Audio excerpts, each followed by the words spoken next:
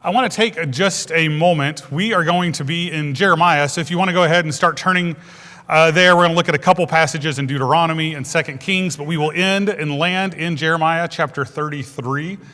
So it might take you just a bit to find that. I want to give you just kind of a quick review of where we were last week because it ties directly into where we are with Jeremiah. Last week we took kind of a little bit of a break from talking about the prophets, looked at the story of King Josiah, and if you remember, Josiah, they decide to fix up the temple. We're going to talk again about Josiah just here in just a moment, but they decide to finally kind of redo the temple, clean up the temple, and in the process, they find a book, and it's the book from a piece of Deuteronomy that we'll read here in just a second, but they find this book, and as they read it, they realize, and Josiah realizes as the king, we have not done what we were supposed to do. We have done the opposite of what we are supposed to do. And so we looked there in Deuteronomy chapter 6, verses 10 down through 15. So this kind of gives us an idea of, they probably read this passage, the passage before it, which we call the Shema, which is, Hear, O Israel, the Lord your God is one. You shall love the Lord your God with all your heart, soul, mind, and strength. And so that kind of helps us kind of get an idea of where they were. But then this is the passage I think that probably scared Josiah really, really bad, as it probably should have. So verse 10 says, When the Lord your God brings you into the land he swore to your ancestors, Abraham, Isaac, and Jacob, that he would give you, a land large and beautiful, with large and beautiful cities. And this is, I said last week, this is a reminder to them and a reminder to us that what we have is from who? It's from God. So he says to him, I just want to remind you, you're going to move into these places, beautiful cities, and guess what? You did not build them. Houses full of every good thing that you did not fill them with. Cisterns that you did not dig. And vineyards and olive groves that you did not plant. And you will eat and are satisfied. Be careful. This is a reminder. Do not forget the Lord who brought you out of the land of Egypt, out of the place of slavery. Fear the Lord your God, worship him, and take your oaths in his name. Do not follow the other gods, the gods of the people around, or the peoples around you. And then verse 15 kind of pulls this together. For the Lord your God is among you. He's a jealous God. Otherwise, the Lord your God will become angry. And then here's the part that I'm sure scared Josiah to death, as it probably should have. And he will obliterate you from the face of the earth. So we can assume that this is probably pretty close to what Josiah read. And Josiah, as we talked about last week, told the people, hey, we're going to go back to what God says because we don't want to be obliterated. But as they talk to the prophet reminds them that this is kind of what's going to happen. But the prophet is going to spare the people while Josiah is still living. And so we see that in 2 Kings chapter 22. They go to the prophetess and she says to him, this is what the Lord God Israel says. Say to the man who sent you to me. So say to Josiah. This is what the Lord says. I am about to bring disaster on this place and on its inhabitants, fulfilling all the words of the book that the king of Judah has read. Because they have abandoned me and burned incense to other gods in order to anger me with all the work of their hands, my wrath will be kindled against this place, and it will not be quenched. So here's the prophecy that the prophetess tells them. So the reason this is important is because not long after that, they have good times, and then Josiah passes away. And as Josiah passes away, we enter into today's text. There are 3 kings we're going to talk about in a little bit that follow Josiah, but this is kind of the context of where we are. Now, I want to say this to you because you need to hear it this morning. The text we're about to read and the text we're going to look at Jeremiah is not a pretty text. The podcast I listen to that kind of goes through the text of the week, the guy that does it, he's from Arkansas, and so he's got a good Southern accent to him. But his opening to the text this week, this is what he said. I wrote it down because I thought that's just a great statement. His statement was, "Welcome to Advent, y'all. This text is painful, but it's also beautiful. So this morning, welcome to Advent. This text is painful, as you're going to see, but it is also beautiful. So Josiah passes away. Babylon is approaching, and we talked about this kind of at the end of last week, or part of it last week. Nebuchadnezzar's, the king of Babylon, they approach. They began to lay siege, and you can read this at the end of Kings. They begin to raid Jerusalem. They're tearing it apart. And this is kind of the point where Jeremiah gets himself in trouble. It's kind of in this historical moment. You can go through and read Jeremiah, and Jeremiah says to them, and this is an important kind of statement of Jeremiah, and I've preached this text before, but I want you to kind of hear it this morning. Jeremiah says to them, we know God has made a statement back when Josiah was living, God made a statement that he is going to destroy Jerusalem. And what y'all want to do is you see the Babylonians kind of coming and attacking, and you think, you know what, we should all stand here and we should fight back. But here's the problem. God is the one doing this, and it's not going to do us any good to fight back. So we need to just let them lay siege to our city. And all the leaders, do you know what they said? They said, Jeremiah, that is a great idea. You're just a wonderful person. No, that's not what they did. They said, you are a traitor, and they throw him in jail. So Jeremiah spends a good amount of the book of Jeremiah in jail because of what he has done. Well, guess what happens? The Babylonians come in, and guess what? They lay siege to the city. You can read there in 2 Kings chapter 25, they just obliterate the city. They tear everything apart. And Jeremiah is there as a part of this text, and he is there trying to help them understand this. And so we get to Jeremiah chapter 33, and if you look, before we kind of get just into the text, you can actually, this isn't up on the screen, but you can look at verse 1 of 33. It says, while he was still confined in the guard's courtyard, the word of the Lord came to Jeremiah a second time. So where is Jeremiah? He's in prison, or he's in jail. And there he is, and he looks out upon his city, and he sees what is going on in the city. And this is what Jeremiah writes. We'll start with verse 10. Verse 10, this is what the Lord says. In this place, which you say is a ruin without people or animals, that is, in Judah city and Jerusalem streets that are desolation without people, without inhabitants, without animals, there will be heard again a sound of joy and gladness, a voice of the groom and bride, and the voice of those saying, give thanks to the Lord of Armies, for the Lord is good, his faithful love endures forever. As they bring thanksgiving sacrifices to the temple of the Lord, I will restore the fortunes of the land as in the former times, says the Lord. So God is telling them, Jeremiah, this is what I want you to do. He looks out the window and he sees the desolation of what is going on outside. And Jeremiah says, you look out there and you see what's happening, but don't only look, listen. Listen to what's going on.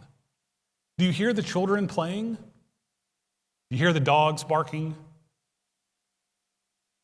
Do you hear the little ones making their noises? That is what health looks like. That's what life sounds like.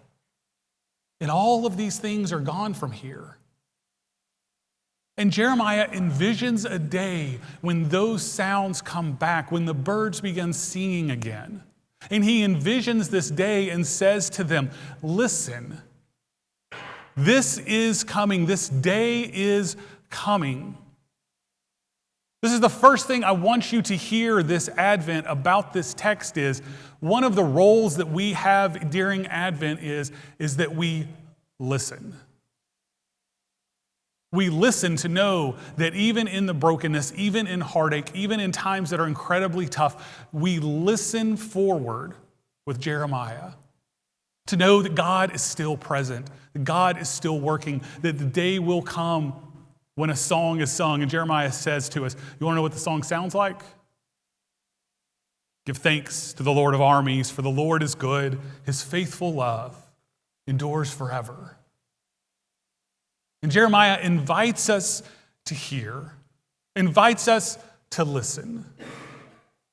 And so kind of my first question I want you to be thinking about as we look at the next piece of this text is, in this silence, in the brokenness, in the desolation, can we imagine a God who still acts? Can we imagine a God who is still working? Can we imagine what God is doing? And that is the story that we are invited into. That is the story that we are asked to come along with Jeremiah to sing. But Jeremiah doesn't stop here. You can look down, let's jump down to verse 14. It says, look, the days are coming. This is the Lord's declaration, when I will fulfill the good promise that I have spoken concerning the house of Israel and the house of Judah. In those days, at that time, I will cause a righteous branch to sprout up for David, and he will administer justice and righteousness in the land. In those days, Judah will be saved, and Jerusalem will dwell securely. And this is what she will be named: the Lord is our righteousness. Now, here Jeremiah kind of moves into a metaphor.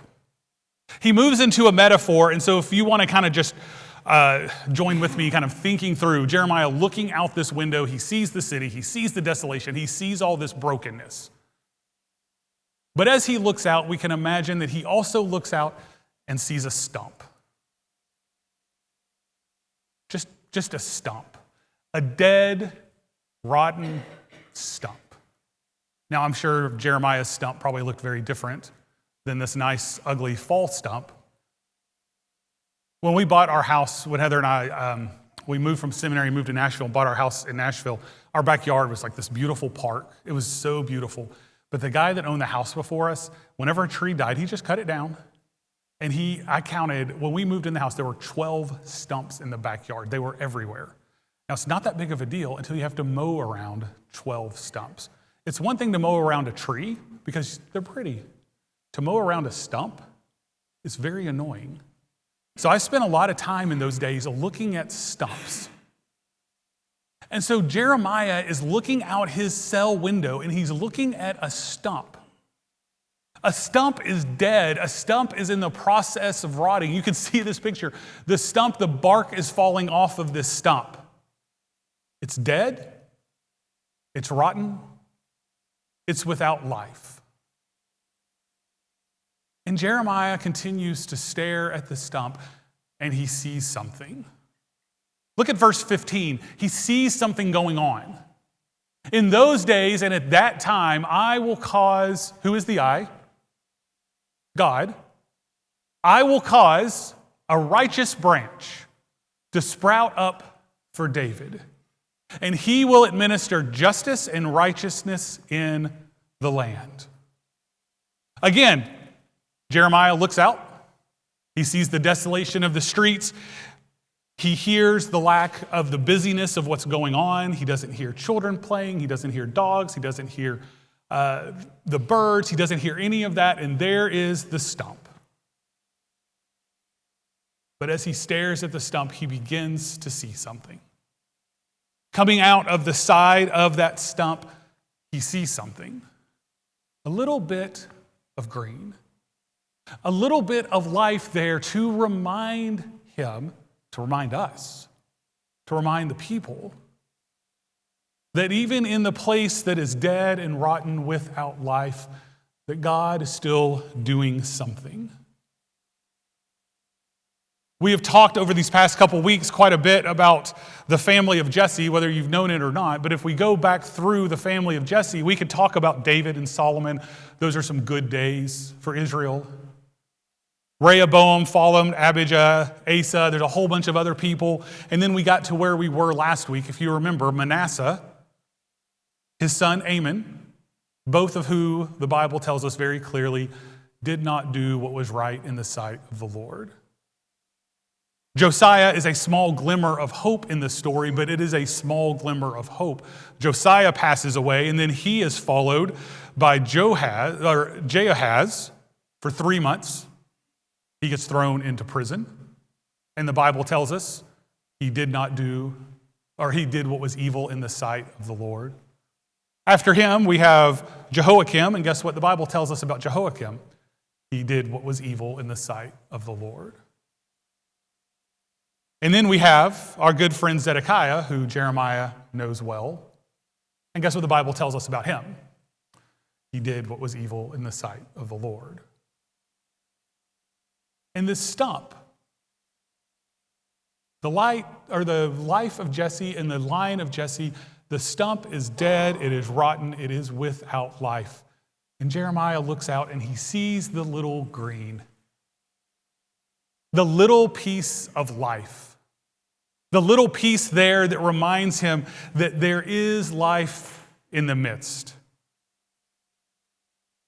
And then he ends and he gives us these words, "The Lord is our righteousness." God has done and will do for his people what we cannot do for ourselves. We are not righteous on our own, but we are righteous because of what God has done. So this is where I want to land this morning. This is what I want you to think about into Jeremiah. I want us to kind of join in with Jeremiah and look out that window. Now, I don't know if his jail cell had a window. I don't know if there was a tree. But this is my vision of the text. To look out that window with Jeremiah. And when we look out that city, we look out that window, we see for most of us desolation. We see rubble. We see the dead stumps where there is no life. We see the loneliness of those city streets. We hear the silence. And we join with Jeremiah to ask a really, really important question. In the midst of that, what is God up to? What is God doing? Now, for most of us, we don't see anything but desolation. We don't see anything but hurt. We don't see anything but loneliness. We don't hear anything. But Jeremiah says to us, lean in a little closer. Lean in and hear what God is doing. You see, that stump is just a stump. It's just a stump. There's no life in that stump. And then we join together as we're going to on Christmas Eve, and we're going to read a passage on Christmas Eve, and I want you to hear these words. We'll read a passage on Christmas Eve that says this: "They hurried off and found both Mary and Joseph and the baby who was lying in a manger. After seeing them, they reported the message they were told about this child. And all that heard were amazed at what the shepherds had said to them. But Mary saw the sprout coming out of the stump. Mary heard the voice of what God was doing.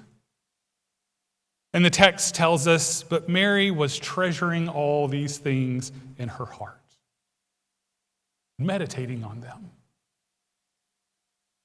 Mary is the one that reminds us of what it is to see the life where we don't see other life. And when we lean in with Jeremiah, we see Jeremiah pointing to a God who acts in unexpected ways. A God who invites us to look out the window. Someone who has been an influence on me over the past few years is a lady named Amy Robertson. Amy Robertson is what we would call a discipleship pastor, but she is a priest at a synagogue in Sandy Springs, Georgia. And on this text, she wrote something this week that has just kind of stirred me all week that I've thought about over and over and over. And I want you to hear her words. She writes, "The thing about this text, the beauty and the awful challenge of it, is that it asks us to hold both the real and legitimate suffering and fear and uncertainty alongside hope that a seemingly impossible dream will yet come true." It feels particularly pointed to me that at this moment in the text, at this moment that hope is offered, we have not yet hit bottom.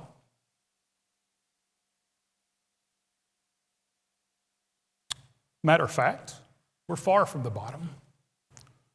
This text is not saying that it's all up from here, your suffering is over. It doesn't actually tell us anything about what's going to happen tomorrow or what will even happen in our lifetime. It's not that kind of prediction. And it doesn't tell us to not be afraid. It doesn't tell us that the suffering isn't real. What it says that what seems impossible is not impossible. At that moment, it could be the moment that God will break through and break into our vision of peace.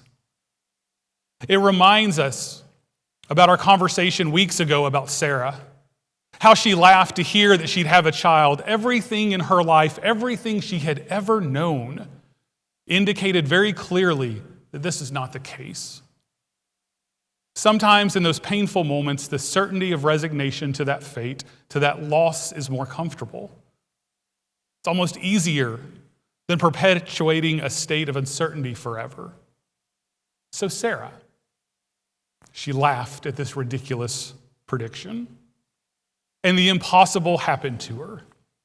It sure did. That doesn't negate the suffering of women who cannot bear children. It doesn't promise that God is going to make a habit of doing this kind of thing. It doesn't tell anyone except Sarah, in this case, of how things will turn out. All it says is the impossible is not impossible. Whether or not you can hold that vast expanse between suffering of this moment and the promise of relief from that suffering in some mysterious, hazy future, they are both true. It's so easy and so tempting to try to use hope to erase the suffering or let suffering take up all the space and leave no room for hope. But this chapter in Jeremiah asks us to hold both. Hope should never be wielded as a weapon against those who are suffering, nor should we let our world become so small that our imagination shrinks so tightly that we can no longer dream of peace and envision it and taste it. In our soul, to remember what it looks like, because we know that peace is what's coming. Those words are words that I've thought about a lot this week. And they're words that keep bringing me back to a line that we all know, but another line from Mary. That when Mary is told about what is happening in her life, she makes a statement in the first chapter of Luke. For nothing will be impossible with God. The other thing that has struck me about this passage this week, that I have honestly wrestled with all week, I've seen Jeremiah looking out that window and looking at the heartbreak and the desolation of what's going on in his world. Of him inviting us to say, come and listen to what's going on. Come and hear in the future that there is a song that will be sung. And what I love about this text is Jeremiah doesn't say to us, there's just someday there's going to be some song. I don't know what it is, but someday it's going to be better and we'll sing a better song. No. Jeremiah sings the song for us. Give thanks to the Lord of Armies, for the Lord is good, his faithful love endures forever. That is the song that is to be sung. That is the song that no matter what the difficult moment Jeremiah is in, but the difficult moment that we are in, whatever difficulty weighs upon us, Jeremiah says, there will come a day when a song is sung over that moment. Give thanks to the Lord of Armies. For the Lord is good, his faithful love endures forever. And my question to us this morning is do we have enough faith? That whatever it is you look out on your life, whatever it is that you are facing, whatever that hardship is,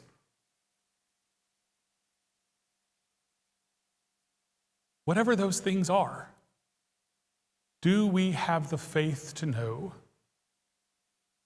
that we will sing a song, give thanks to the Lord of Armies, for the Lord is good, his faithful love endures forever. Now, we opened the service with a song this morning, and it's a song that was written by Chris Tomlin sometime in the early 90s. It was released in 1994, and I'll be honest with you, it is a song that I think of as kind of the kind of sugar poppy worship song of the 90s. Like, it's the quintessential, everything's great, everything's wonderful, it's just all's good. We started the service with it this morning. And this week, this is what I've wrestled with. I knew that these words weren't words that Chris Tomlin just came up with on his own.